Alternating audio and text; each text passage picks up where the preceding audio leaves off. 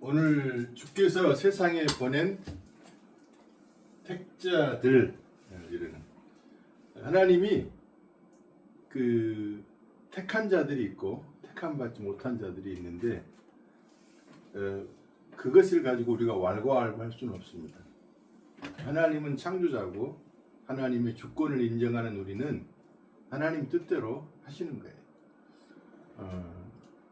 어제 제가 저기 우리 구피 있잖아요, 물고기가 한 마리를 따로 배가 너무 불러서 옮겨놨더니 계속 새끼를 낳는 거예요. 20마리나 낳았어요. 어머, 한 마리가? 예, 20마리나 새끼 낳는데 가져갈 사람은 손기사님 가져가시는데, 근데 그 신기하더라고요. 얼른 또 이제 나면은 옮겨놔야 돼. 안 그러면 지가 모르고 잡아먹을 수도 있어요. 저 물고기가 좀 미련하잖아요.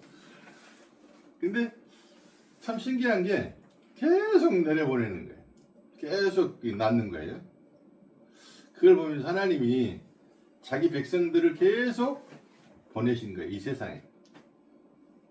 근데 많은 사람들이 태어나는데 그 중에 택한 백성이 있고 택한 받지 못한 백성이 있어요.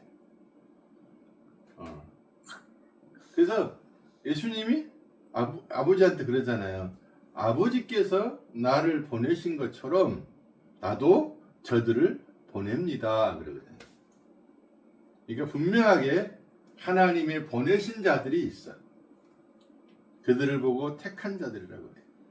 택한 자들. 17장에서 이제 영생이 하나님과 하나님을 보내신 자 예수를 아는 것이 영생이라고 그랬단 말이에요. 안다는 말이요.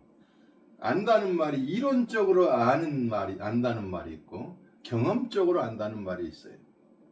그래서 이제 보통 우리 이런 말, 시골에 옛날에 그 여자애가 남자하고 막 너무 친하게 지내면 또 남자하고 잠자리를 하거나 뭐라고 하냐면 제 여자애 저기 남자를 알아들거든요.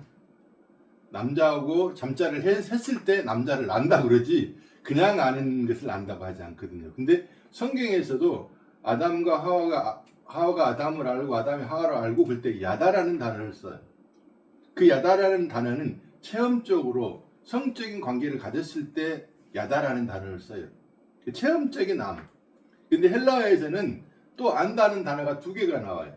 하나는 오이다라는 단어가 나오고 하나는 기노스코라는 단어가 나와요. 거기서 know, 영어로 know, 안다는 게 나오죠. 근데 오이다라는 헬라어 단어는 이론적인 알을 말해요. 내가 보고 알고 이렇게 이론적인, 직관적인 알을 말하고 기노스코는 체험적인 알을 말해요. 그래서 성경의 말씀도 로고스라는 말씀이 있고 레마라는 말씀이 있어요. 영어는 똑같이 그냥 말씀이, 한국말도 말씀이고 영어로는 그냥 word예요. only word. 근데 로고스는 문자적인 말씀이에요. 근데 레마는 지금 역사하는 말씀이에요. 수많은 사람들이 문자적인 말씀은 잘 읽고 잘 아는데 지금 역사하시는 내게 감동시키는 레마적인 말씀이 필요해요. 근데 여기서 영생은 아는 것이다 그럴 때 레마적이고 기노스코적이에요. 지금 역사하시는 하나님의 음성을 우리가 듣고 하나님을 아는 거예요. 그러니까 이론으로 아는 것은요 언제든지 무너져 버릴 수 있어요. 그러나 체험적으로 아는 것은 흔들림이 없어요. 견고합니다. 그래서 예수님을 알았던 수많은 제자들이 예수님이 십자가 사건에도 다 도망가 버리잖아요. 그런데 어때요? 성령을 받고 나서 체험적으로 이제 성령의 역사를 통해서 알고 나니까 달라지기 시작한 거예요. 달라지. 그 영생의 삶, 이 땅에 살면서 영생의 삶을 살고 주님을 깊이 알아가면서 기노스코, 체험적으로 알아가는 삶. 그것을 주님이 우리에게 원하시는 거예요. 이게 그것은 우리 마음대로 되는 게 아니잖아요. 그래서 뭐가 필요하다고요? 기도가 필요한 거고 성령의 도우심을 구해야 되는 거예요. 우리의 기도의 목적은 단순하게 내가 필요한 것을 이루어주세요 이런 기도보다도 하나님의 뜻을 알기를 원하고 하나님이 내게 원하는 것이 무엇인가를 알기를 원하고, 또 하나님의 계획과 하나님의 원하심이 나의 원함이고 나의 계획이 될 수 있도록 기도할 필요가 있습니다. 근데 그런 기도를 하는 사람이 많지는 않죠. 대부분 뭐 자식 잘 되게 해주세요, 건강하게 해주세요, 물질에 복받게 해주세요, 또 돈 문제 해결하게 해주세요, 뭐 이런 기도들을 많이 하지, 정말 이것을 통해서 하나님의 뜻이 내게 무엇인가를 알고자 하는 그런 게 별로 없단 말이에요. 근데 이제 주님이 예수님 이 땅에 오셨을 때 이 세상이 온통 지옥인 거예요. 온통 지옥인 이유는 뭐냐면 마귀들이 딱 잡고 있단 말이에요, 세상을. 그래서 예수님이 오셔가지고 내가 진리라, 그 말은 뭔 말이냐면 다 거짓되었다, 그 말이에요. 그것을 참 못 알아들어요.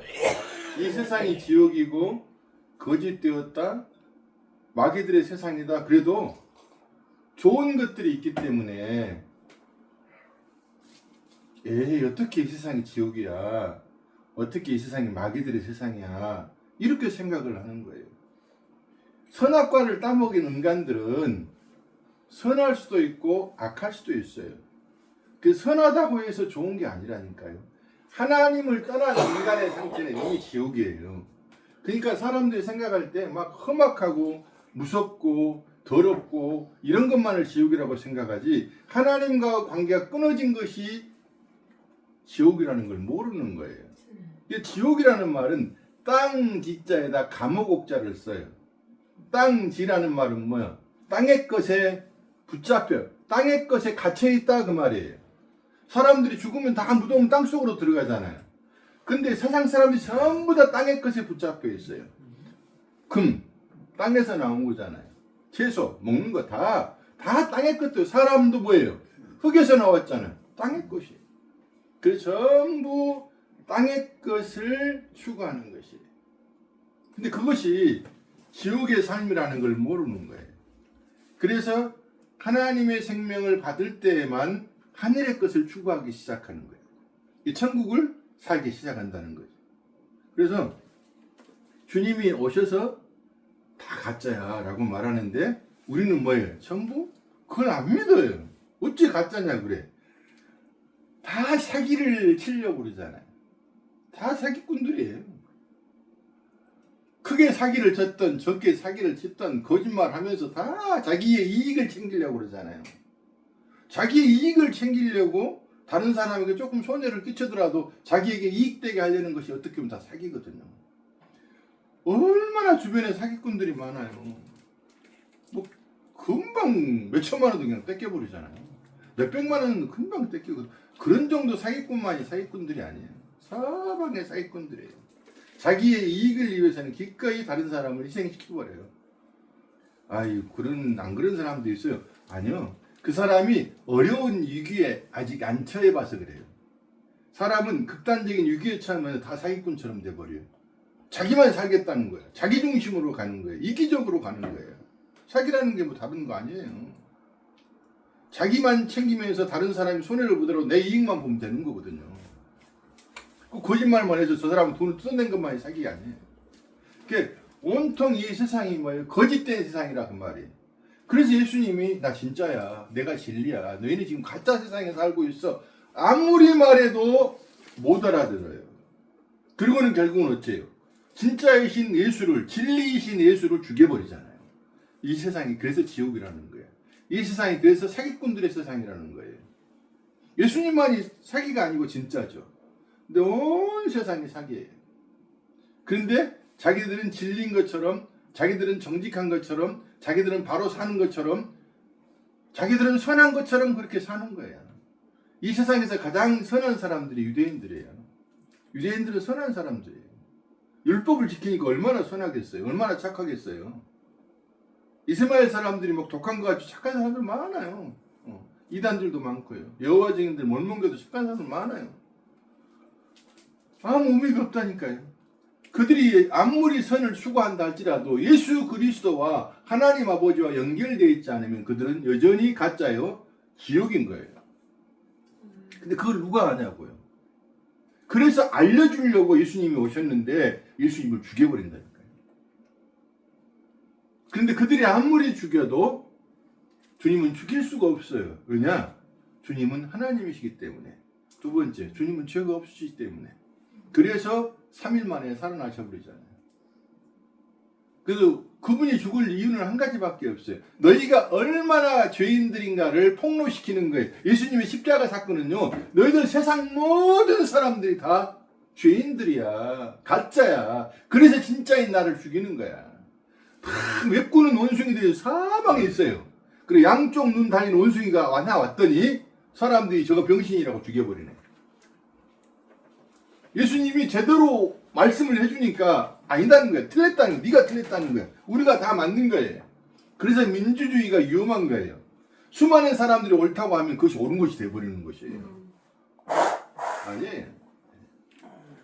그러니까 십자가의 사건은 모든 사람들이 다 사기꾼이고 모든 사람이 다 죄인이고 이 세상이 지옥이고 이 사람들이 전부 다 마귀에게 붙잡혔다는 것을 폭로시키는 그 장면이란 말이에요.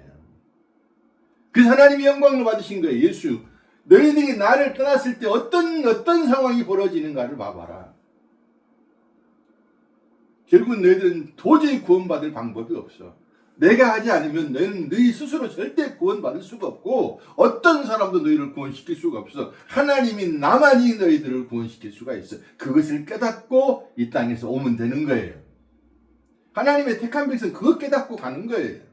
아, 도저히 나는 구제불능인데 하나님이 개입하셔서 나를 이 불구덩이 지옥 같은 이 속에서 지금 이란도 그렇고요, 우크라이나도 그렇고요, 다 불구덩이 같은 지옥이에요. 거기 눈물과 통성이 끊이지가 않아요. 눈물이 끊이지가 않아요. 고통이 끊이지가 않아요.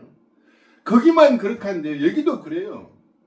거기는 사람이 직접 죽으면서 하지만 여기서 사람 때문에 상처받고 마음에 고통받고 아파서 병원을 가보세요.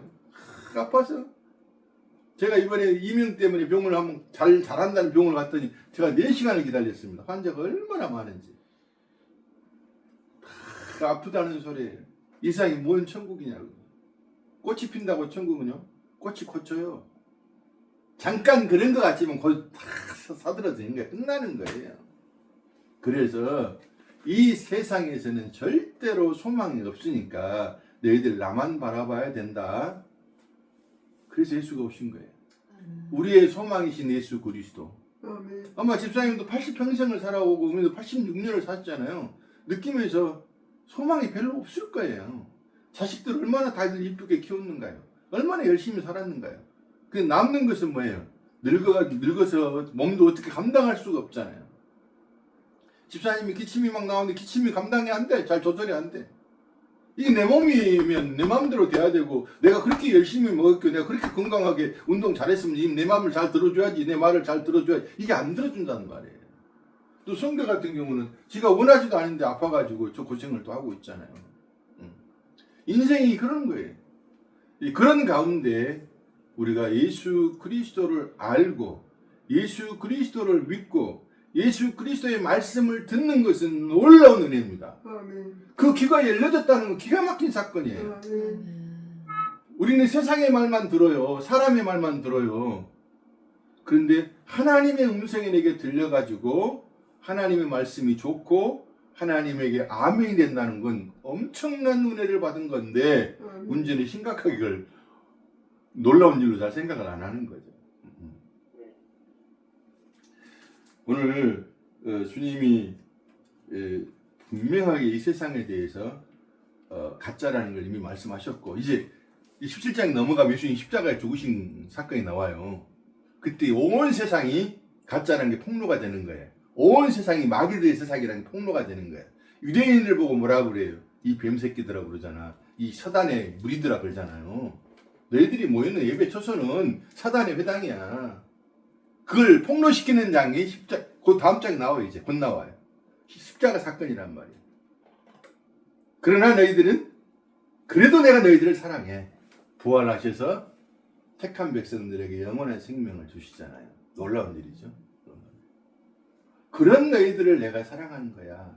주님이 철저하게 이 땅의 삶에서 우리는 뭘 알아야 되냐면 철저하게 내가 예수 죽인 살인자라는 걸 알아야 된다니까요. 내가 착한 사람이라고 생각하지 마세요. 착하려고 너무 애쓰지 마세요. 그런다고 악하게 행동하라는 건 아니지만은 나는 정말 악한 자라는 걸 깨달으라니까요. 내 속에 선한 것이 없다니까요. 내 속에. 똥이 냄새 난다고 화장실 안 가지나요? 고철씨 냄새를 풍겨야 되잖아요. 그걸 왜 못 깨닫냐고. 그런 냄새를 풍기면서 나는 선한 것이 없고 내 속에서 나오는 건 더러운 것만 나오는 거구나 하고 늘 주님이 알려주시는, 날마다 알려주시는 거예요. 날마다 잠잘 때마다 아 나는 죽는구나 라고 생각해야 된다니까요. 아침에 일어날 때마다 아 나는 부활하는구나. 날마다 죽고 부활을 우리에게 보여주시는 거예요. 경험시켜 주시는 거예요. 날마다 너희는 냄새나는 걸 풍길 수밖에 없는 죄인들이라고 보여주시는 거예요. 13절에 지금 내가 아버지께로 가오니, 이제는 예수님이 자기의 일을 이제 마무리하고 하나님 아버지께 간단 말이에요. 우리도 이 땅에 잠시 살면서요, 이제 아버지께로, 하나님 아버지께로 우리 아버지에게 갈 때가 온단 말이에요. 아버지가 진짜 하나님 우리 아버지라는 게 놀라운 일 아닙니까? 세상의 아버지는 나에게 상처를 줄 수도 있고 나를 배신할 수도 있고 나를 떠날 수도 있잖아요. 근데 하나님 아버지는 결코 우리를 배신하지 아니고 영원까지 우리를 책임지시는데 그 아버지에게 우리가 간다는 말이에요. 제가 그 성경을 읽고 설교 준비를 하다 보면 굉장히 감동들이 올 때가 참 많아요. 근데 그걸 적어서 내가 알려주고 싶을 때가 있잖아요. 근데 그냥 그걸 놔둬요. 왜 놔두냐면 하나님이 얼마나 무궁무진하시냔 말이에요. 설교할 때 또 은혜를 주시겠지. 또 뭐 새로운 말씀 주시겠지. 또 지나간 건 그때 내가 깨닫고 감동된 것은 그냥 그날 내 양식일 뿐이고, 또 설교할 때 하나님이 또 감동 주시면 또 새로운 말씀이 나오겠지. 그분은 무궁무진하니까 우리가 그냥 그렇게 기록 안 해도 돼요. 그냥 살아가는 거예요. 날마다 주님께서 날마다 일용할 양식을 채워주듯이 우리에게 영혼의 양식을 날마다 새롭게 주시는 거야. 그러니까 늘 제가 이제 잘 준비를 안 하는 것 같지만 늘 준비하는 삶이거든요. 무슨 말이냐면 늘 주님께서 주시는 은혜가 있으니까 그걸 가지고 나누면 되는 거거든요. 복음을 전한다는 게, 설교한다는 게 어려운 게 아니에요. 공부해가지고 가르치니까 어렵죠. 그냥 내가 사랑하는 하나님 아버지의 사랑과 우리 인간이 얼마나 큰 죄인인가, 그리고 주님이 나에게 지금 이루신 일들이 무엇인가, 주님이 지금 어떻게 진행하시는가, 그런 걸 깨닫고 날마다 감사하면서 말하는 것이 설교고 말하는 것이 복음 전파예요. 어려운 거 아니에요. 공부해가지고 학적으로 문자적으로 풀려고 그러니까 어렵죠. 근데 그게 필요 없다는 말은 아니죠. 공부해야죠. 그러나 그것으로 하는 거 아닙니다. 설교. 그래서 내가 지금 아버지께로 가오니 얼마나 좋은 단어예요. 이게 성경에 17장에 보면 하나님을 보고 계속 뭐라고 하면 아버지가 하십니다. 아버지께서 꼭 마마보이 같이 그러잖아요. 파파보이예요. 예수님이. 근데 그것이 천국 백성의 삶이에요. 천국 백성의 삶이에요. 세상 사람들은 돈 하잖아요. 세상이 그 앞에 땅의 끝을 막 추구하며 살잖아요. 근데 우리는 하나님을 아버지 하면서 사는 거예요. 이게 다른 거예요. 세상 사람들은 그 땅에 갇힌 사람들, 감옥, 땅 뒷자, 감옥 옥자 써서 지옥이라고 하는데, 땅에 갇힌 사람들은 늘 세상의 것만 추구하고 살아요. 그러나 하나님 백성들은, 감옥에서 풀려난 사람들은 하나님 아버지를 부르면서 하나님을 추구하기 시작하는 거예요. 하나님에게 가치를 두는 거예요. 하나님 나라에 가치를 두는 거예요. 그러나 땅에 갇힌 사람들은, 세상에 속한 사람들은 전부 땅의 것에다가 가치를 두고 사는 거예요. 엄청난 거예요, 이것은요.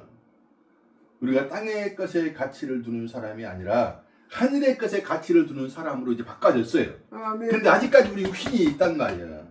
이 체질이 아직 세상적이고 그런 것들이 있는데, 걱정하지 말 것은 뭐냐면 요한복음 17장을 읽어보고 또 읽어보세요. 나는 아직도 멀었어. 근데 주님이 다 이루셨다네. 기가 막힌 사건이에요. 제가 막둥이하고 여기다가 제대로 한번 얘기했죠. 볼게요. 송 집사님이 80세예요. 여기 계세요. 송 집사님이 지나간 과거를 송 집사님 알잖아요. 그렇죠? 그리고 지금 현재도 알잖아요. 조금 전에도 기침하고. 근데 앞으로를 알아요, 몰라요? 모르죠. 근데 하나님이 여기 위에 계셔요. 이 위에서 보면 다 앞에가 보여요, 안 보여요? 보이죠. 근데 나는 지금 형편없는 모습이지만 여기서 하나님은 뭐라고 말하냐면 아주 너는 멋지게 변형될 거야. 17장에서 그 말씀을 하시는 거예요. 우리는 말씀을 안 지켰어요. 우리는 너무나 세상적인 때가 많아. 근데 예수님이 말씀을 지켰다고 봐주는 거예요.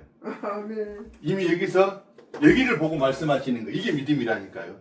우리는 여기 내 상태를 볼 수밖에 없고 지나간 과거를 볼 수밖에 없어요. 그런데 믿음은 뭐냐면 하나님을 보면서 내가 여기서 얼마나 영광스럽게 변화되는가를 보는 것이 믿음이에요. 그걸 볼 줄 알아야 돼요. 그래서 이 계란이 지금은 계란이지만 이게 지금 계란이에요. 과연 내가 병아리가 될 수 있을 것인가? 요건 계란 생각도 할 수도 없어요. 근데 암탉에 엄마의 품 안에 있으면서 뭐가 돼요? 결국은 엄마처럼 여기서 믿음은 뭐냐면 이 계란에서 삐약삐약 소리를 듣는 거예요. 이 계란에서 걸어 다니는 걸 보는 것이 믿음이에요. 아멘. 이게 어느 날 때가 되면 소리를 내고 걸어가기 시작하는 거예요. 이 사건을 지금 예수님이 미리 말씀하시는 거예요, 우리에게. 그래서 19절에 13절에 내가 아버지께로 나오니 내가 세상에서 이 말을 하는 것 그들로 내 기쁨을 그들 안에 충만히 가지게 하려 함이라. 예수님이 아버지의 뜻을 다 이룸으로 인해서 그 마음에 기쁨이 충만하다는 거예요. 근데 십자가의 사건으로 죽음의 사건이 곧 오는데 뭐가 기쁨이 충만하겠어요. 근데 예수님의 가치는 뭐냐면 아버지의 뜻을 이루는 것이 최고의 가치예요. 아멘. 내가 죽는 것, 내가 손해보는 것, 내가 망하는 것 아무 상관이 없어요. 하나님의 뜻이 나를 통해 이루어지는 것이 내게 기쁨이란 말이에요. 근데 그런 기쁨이 우리들에게도 일어난다는 거예요. 아멘. 어느 날 송집사님이 예수님 때문에 돈을 엄청나게 손실을 많이 봤잖아요, 이번에. 그런데 큰 기쁨이 생길 수가 있어요. 그러면 사람들이 그러게, 야, 그렇게 큰 손해를 보고도 뭐가 그렇게 좋냐? 나가 사실은 좋아할 사람이 아닌데 이상하게 마음이 좋네, 평안하네. 이 기쁨이 있기를 바랍니다. 아멘. 아니, 돈 1,000만 원만 잃어버려도 속상한데, 사기당해도 속상한데, 뭐, 엄청난 돈을 얼마나 속상해요. 그런데도 마음이 평안하네. 왜 그러지? 나 미쳤나봐. 그렇지.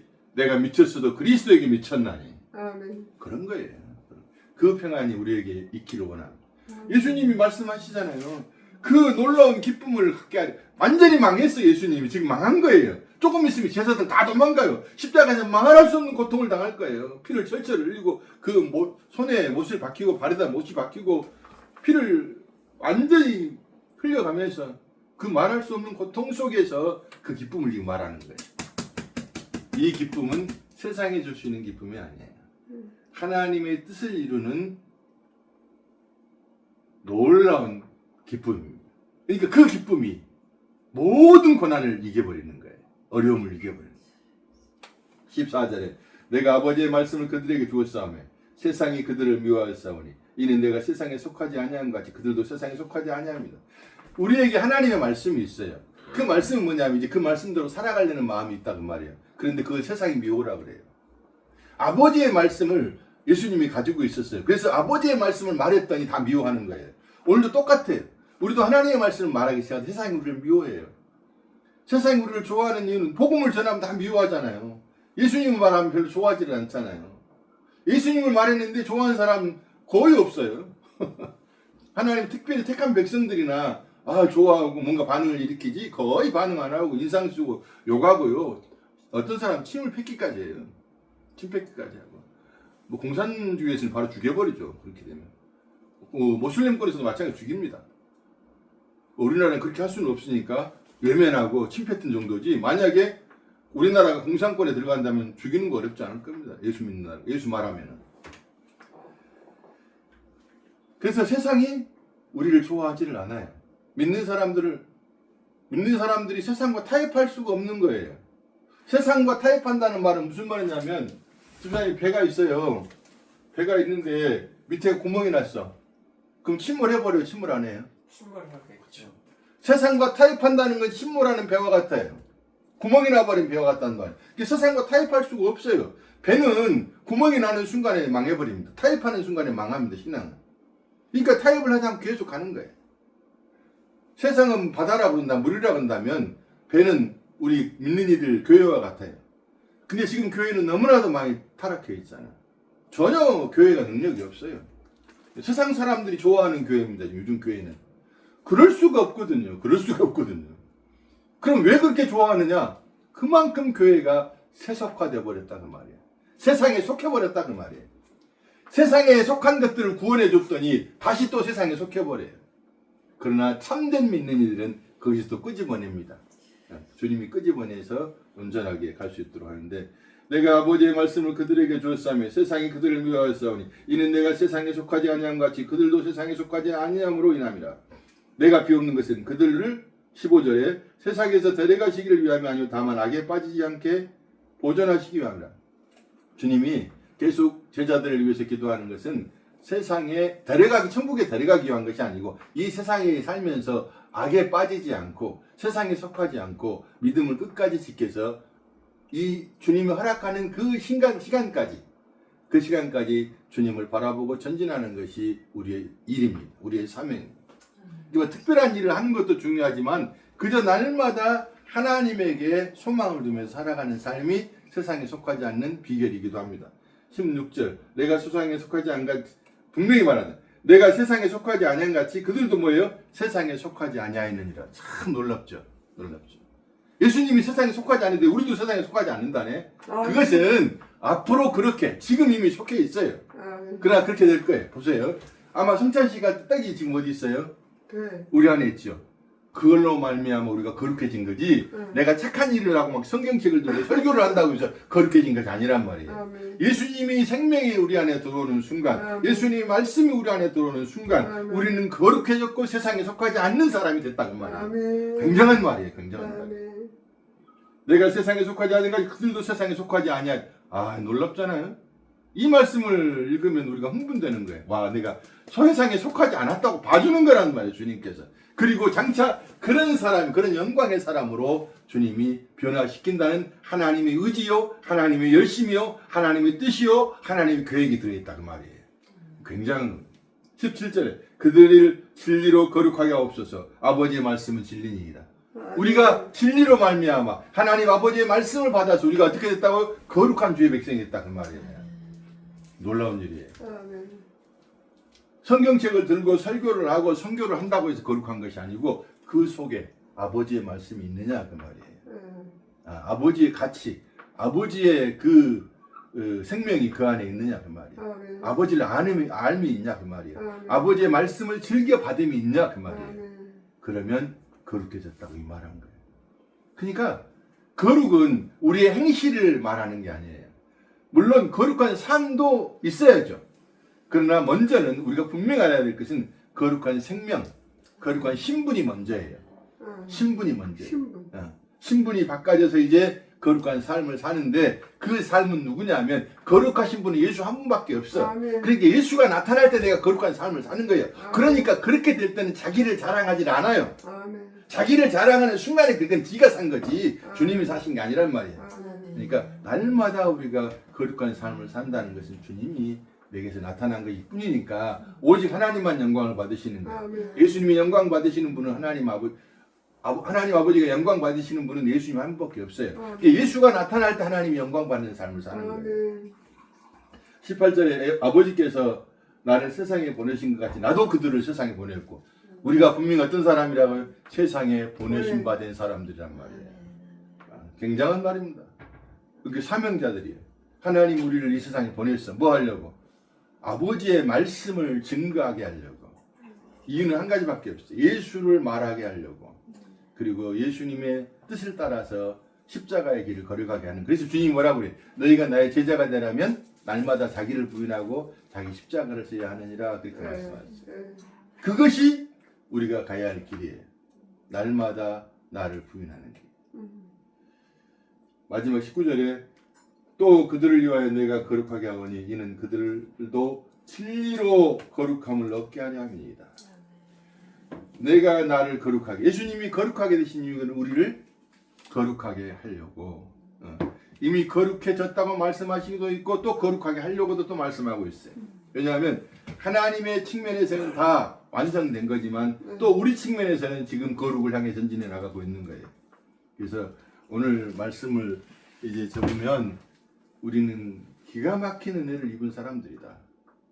그리고 하나님께로부터 예수님이 하나님으로부터 보내신 바 된 것처럼 우리도 예수님으로부터 보내신 바 된 사람들이다. 그리고 세상은 우리를 미워할 수 있으나 그러나 두려워하지 말라. 세상에서는 너희가 어떤다고요? 환난을 당하나 담대하라. 내가 세상을 이기었노라. 내가 너희와 함께 할 테니까 끝까지 믿음을 가지고 전진하라. 그렇게 말씀하십니다. 그리고 너무너무 고마운 것은 우리는 거룩하지 않는데 우리를 거룩하다고 봐주시는 거예요. 그리고 어느 날 그 때가 되면 완전하게 영광의 형상, 거룩하신 그분처럼 우리가 표현화 될 겁니다. 기도합시다.